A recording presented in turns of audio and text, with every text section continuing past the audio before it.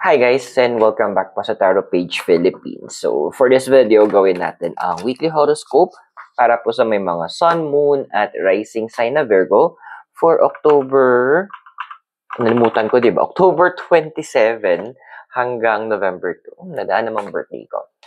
So, ayan. So gawin na, if bago ka sa channel, subscribe, like, and share. At kung hindi mo alam yung Sun, Moon at Rising mo, importante siya, sa dulo po ng video natin, may link tayo para dito para mapanood mo. Readings are for guidance purposes. Use your free will wisely.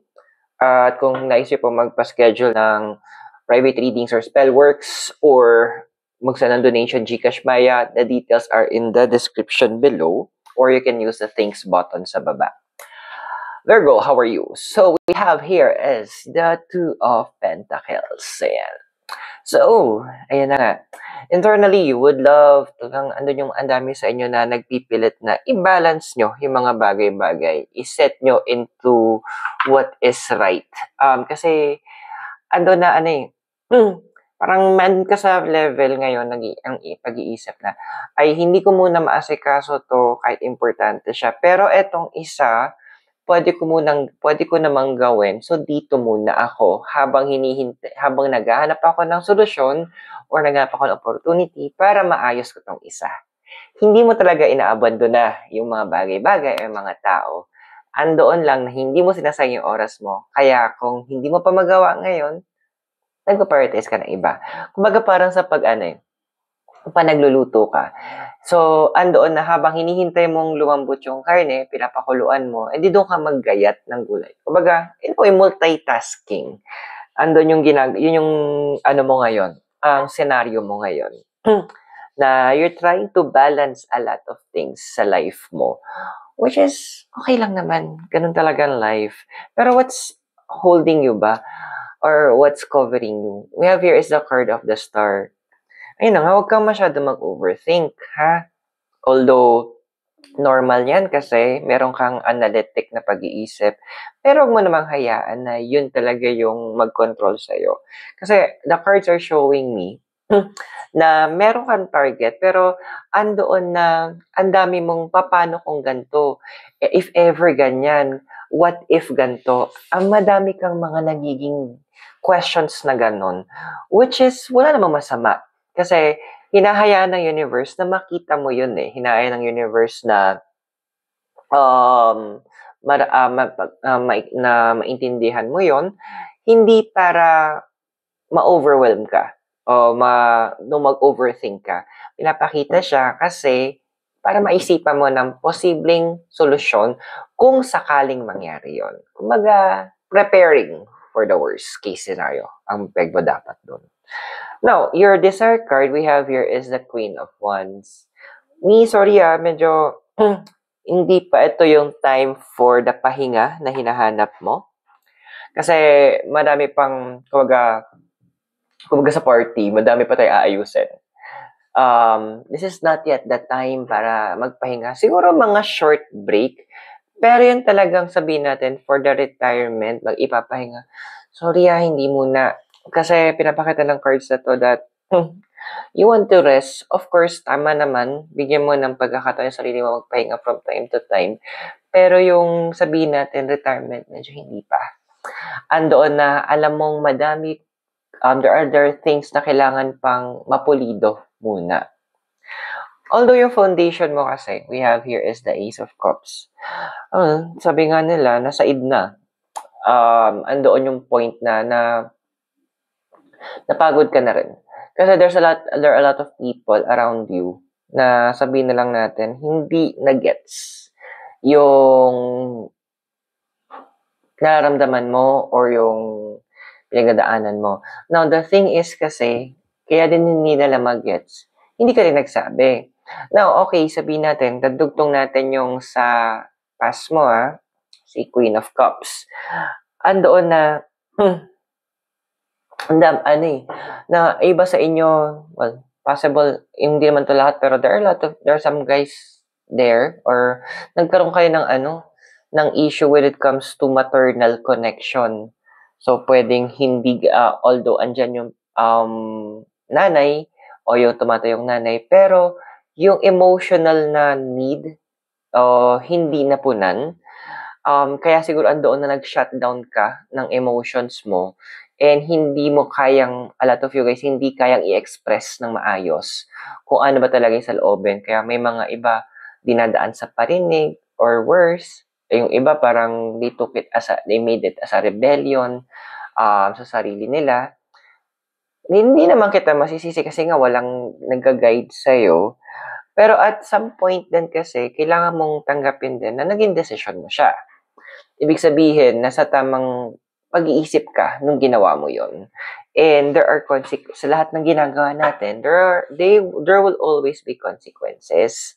So, ang best ngayon din, ang pinapakita ng card na magiging possible future na ikaw is si Four of Pentacles. It's about giving eh. Andin yung point na tuturuan ka ng universe paano hindi maging in control. Mahirap, di ba? Kasi, we are a species of control. Dapat, of all living creatures, tayo yung kinontrol natin yung paligid natin para maging pabor para sa atin. So, andito na pinapakita ng cards na, my dear, this is the time na masasabi mo, yung parang, sino nga yung kumanta ng Jesus Take the Wheel? Parang ganun eh. Sasabihin mo na, kayo na po yung bahala. Kayo na po yung masunod. Yung parang, universe, kung ano yung gusto mo, yun na lang. So, medyo parang our Lord's Prayer ang dating natin. They will be done.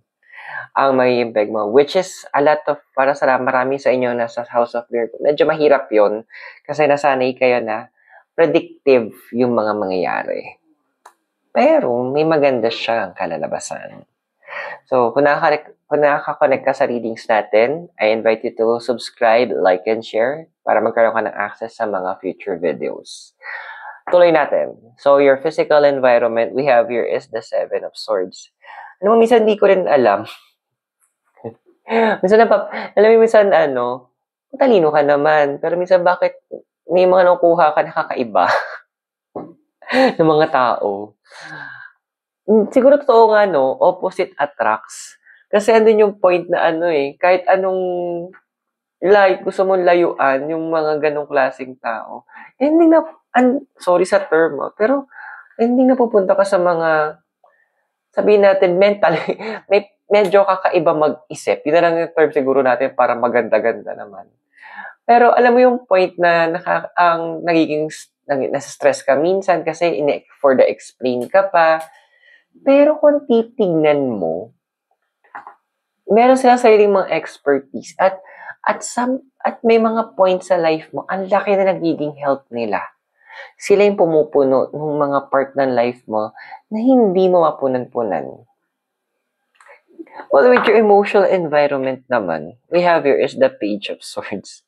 Alam mo, ito one thing na ang hirap talaga intindihan, emotions ng mga tao. Na hindi mo rin maintindihan. Ako, papromise ko sa'yo, hindi mo rin siya maintindihan. Kasi it's very napaka-unpredictive niya. Na pinapakita ng card neto na andun din na hindi mo kailangang i-predict kung ano yung magiging reaction, ano yung magiging maramdaman ng mga tao. Just because may idea ka in the past. Ang sinasabi ng card dito, it all boils down to mutual respect. Hindi dahil sabihin natin okay para sa'yo, is maging okay sa mga tao sa paligid mo. Andun din na, in a way, isaalang-alang mo din yung mga pwedeng maging reaction nila. Now, your hopes and fears we have here is the King of Wands.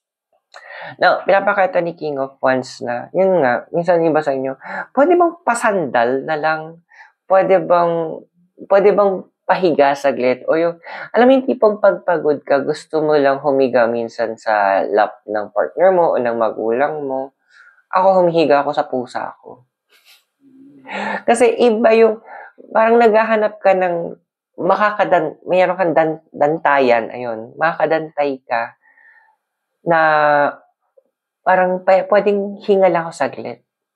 Which is, eto na yun. Like something good will happen, di ba? As you give, as you release, hindi ka nagko-control. We have here the Wheel of Fortune. So, magbabago naman na yung situation. Ikaw naman ngayon ang sasandal. So, magpapadala yung universe sa'yo ng mga tao na sabihin na lang natin, unexpected na pwede pala ako sumandal sa kanya. Pwede pala akong maghinga ng nararamdaman ko.